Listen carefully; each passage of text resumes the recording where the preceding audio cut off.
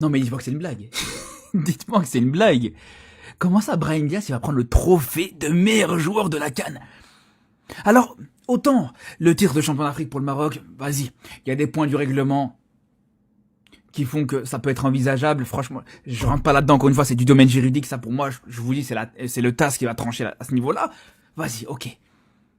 Mais je vous le dis, mais jamais de la vie, Brahim Diaz ne doit s'approcher à moins de 2 kilomètres de ce trophée, de ce trophée plutôt, du meilleur joueur de cette Coupe d'Afrique des Nations. C'est même pas le meilleur joueur du Maroc de cette CAN, les gars.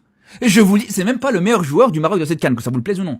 Ouais, mais non, mais c'est lui qui qualifie en finale, les gars, c'est pas lui qui qualifie en finale. À la limite, il qualifie en quart de finale, avec ce but contre la Tanzanie, pourquoi pas.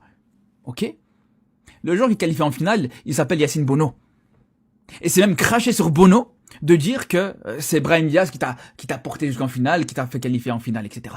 Brahim Diaz n'est pas dans le top 3 des meilleurs joueurs du Maroc dans cette CAN. Pas des meilleurs joueurs africains, des meilleurs joueurs du Maroc. Numéro 1, je mettrais Bono. Numéro 2, Mazraoui. Numéro 3, El Yenaoui. Mais ça, voilà. Ça, c'est pour ceux qui comprennent le football un minimum. Pas ceux qui regardent les résultats sur Flashscore et sur les applications de résultats de foot. Non, je vous parle très sérieusement, les gars. En termes de régularité, Bono, incroyable. Mazraoui, extraordinaire, soit latéral droit comme latéral gauche. El Yenaoui, un patron au milieu de terrain du début jusqu'à la fin de cette CAN. Mais je vous le dis, les gars, mais ça, personnellement, les gars, inenvisageable. Inenvisageable. On parle même pas de cette finale désastreuse qui t'a fait, parce qu'on parle beaucoup de la Panenka, hein, qui a fait qu'il s'est ridiculisé aux yeux du monde entier.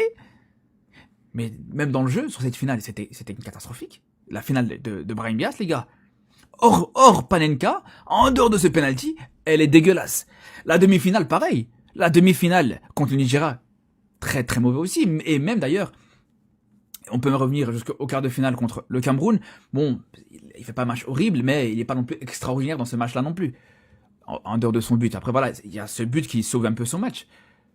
Mais en vrai de vrai, les 3 derniers matchs de Brahim Diaz dans cette CAN, les 3 matchs les plus importants en fait tout simplement, s'il faut ouvrir le dossier, c'est pas ouf les gars.